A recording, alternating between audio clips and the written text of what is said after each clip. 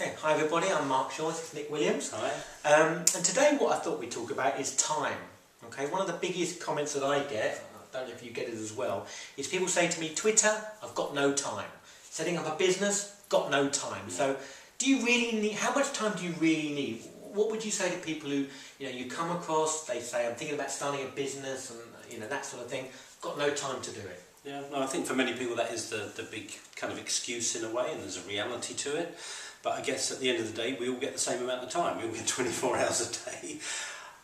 The question is, how do we want to spend that, and how do we spend that time strategically? So I think there's probably an issue for most people is they don't know how to use their time strategically. And I know several people I've talked to about Twitter. They say, I don't want to engage with that because it could just use up hours of my time, precious time every day. I've only been going at it for a couple of months. I probably spend no more than half an hour a day on it, and it's already beginning to get me results. So I think that's a bit of a myth, but I think perhaps we do need education to say, how do you use your time strategically? Because I think if you don't know what you're doing, you can easily waste time. Well, I think, whether it's Twitter, Facebook, any of these social platforms, they can become addictive. They can become a situation where you can just keep looking around, not really doing much, but just wasting an awful lot of time. So, yeah, I would, encourage people not to waste time, but to use the time that they have, and whatever that is what it is, to be more effective with their time.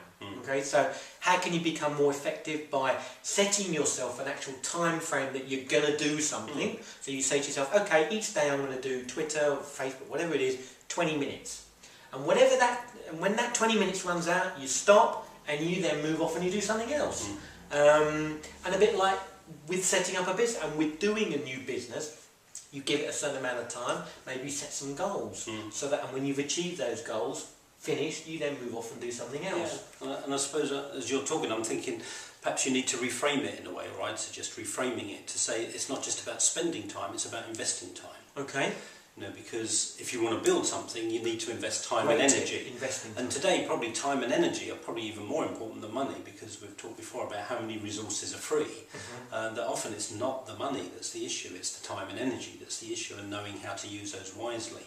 Now you've invested 18 months or so in Twitter, but now because you've got say 12,000 followers, because you've invested time and energy in building those up, when you do your half an hour or an hour a day on Twitter, you're talking to 12,000 people, so it becomes a really strategically valuable thing to do. But it's been an investment in time and energy that you're now getting the harvest of, isn't it? Yes, absolutely. And that's the thing, people say to me, have you managed to achieve what you've been able to achieve or whatever? And a lot of it is hard work, time, effort. Because it's my business, I spend probably an inordinately more amount of time than most other people, because I need to know what's new, what's coming, what's fresh, what's happening, and new applications and so on. So I would encourage anybody to spend as much time as I do. No, but if they've got you on their team, they don't need to invest the time. Correct. So just ring me up or message me or contact me, and you'll get the value of 18 months of my knowledge in a 20-minute phone call. But that brings me on to another issue, which I talk about. I run courses about establishing yourself as an expert and an expert brand. And I think there's a lot of myths about expertise. Obviously there's armchair experts and there's people that claim expertise that they don't have. But I don't know about you, but I am so grateful for what I call the true experts, the people that have invested time and energy, that have traversed terrains before me, who can send back postcards and go, this is where you need to invest your time. If you did this for an hour a day for the next 6 months, you would get some real results. So I'm incredibly grateful for true experts, and I hope I have a level of expertise myself that I now pass on to my clients. Because I know I can often have, say, a conversation with a coaching client, and I'll just be quite prescriptive in a way, and I'll say to them, look, can I just give you a bit of advice? You're wasting your time in that area. My belief is if you invested time in this area for the next 3 months, it would get you results. And I think that's actually a great thing to do for people, to say, here's where to invest your energy, here's where not to invest your energy.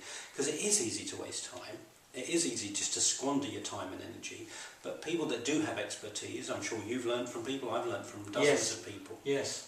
That in a way do go to true experts who can say, this is where you'll waste your time, this is where you can invest your time and get results. So I think there's a great value in expertise, in genuine expertise. Absolutely, and I think that's the challenge, is finding people who are genuinely those experts. With any new medium, and Twitter's fairly new, been going 3 or 4 years, You know, experts are appearing out, you know, from all over the place. E-books by the dozen, films, videos, get rich quick, all that sort of stuff. So how do you find the right sort of expertise? How do you find those people?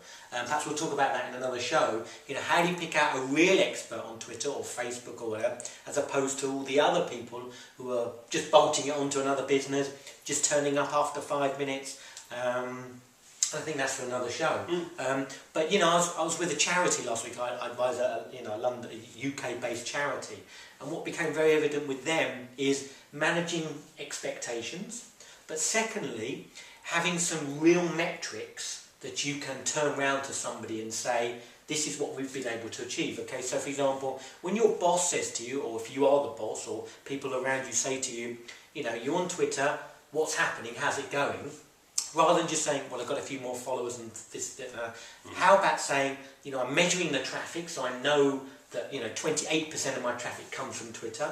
I'm measuring how many click-throughs I get on my stuff. I'm measuring how many more people are signed up to my newsletter. These are real metrics that can then encourage you to keep going. So I would encourage you to do that. Great. So thank you for taking the time. And, you know, I think it's really important, this idea of, like, where do you invest energy? Because it can lead to success or failure. So correct. Hopefully we've added a bit of value. And as you say, thanks for taking the time to watch this short video. Cheers.